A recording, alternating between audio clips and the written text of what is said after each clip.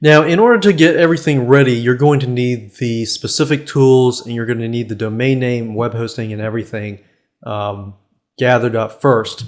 And then next thing I'm going to do is show you how to, set it everything up and so forth. So first things first, you're going to need a domain name. So I would recommend namecheap.com. Some people use godaddy.com. You can use that. You don't have to use Namecheap, but you're just going to have to get a domain name.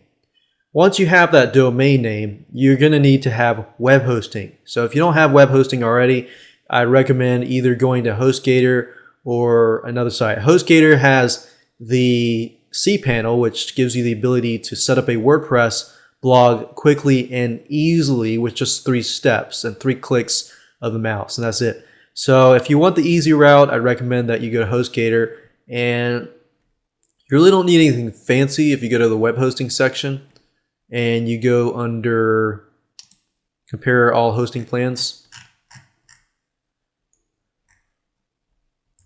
all you need is pretty much the baby Gator version. So you can just go with hatchling plan. Actually, you don't really need anything fancy, starting at $3.69 a month. Or okay, let's see, monthly. So whatever you choose, just pick one, and that's all you need to do. So by this point, you should have a domain name, web hosting, and you should be ready to go. Now, what HostGator is going to do is they're going to provide you with these things called DNS servers. So all you have to do is go to your domain name. You log into your domain registrar, and basically, let's say for example that I'm going to use this domain name here because it's just empty. So I'm going to use this as an example. And what you need to do is click on the domain name server setup. Even if you don't use Namecheap and use godaddy.com, it's going to have the same thing. Basically, click on that and then enter what HostGator gives you here and here. Sometimes they'll give you 2, sometimes they'll give you more than 2. Just enter those into this blank. Click on Save Changes and you're good to go. Now, I've already done everything, so I've set everything up. Once you've set up everything and it works, it's going to look something like this. You're going to have like an empty area here. So we're going to fill this with the WordPress blog. The next thing you're going to need to have is you're going to need to have FileZilla or some sort of FTP client. You don't have to use FileZilla, but I found FileZilla is probably the easiest thing to use. Type in FileZilla, just click on this link here. It says filezilla-project.org, and it looks like this. Go ahead and download. Good download.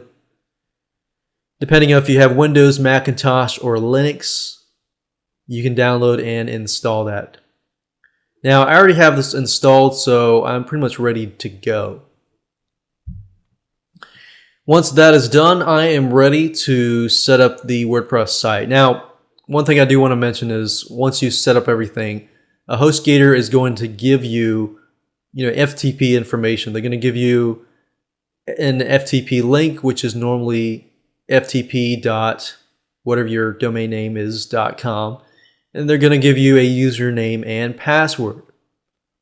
Now, this process could take up, anywhere from 24 hours and so forth. So once you enter those DNS servers, just wait for, a few hours. If it doesn't work, then, wait a day or so. But after a while, you should be able to connect through to FileZilla.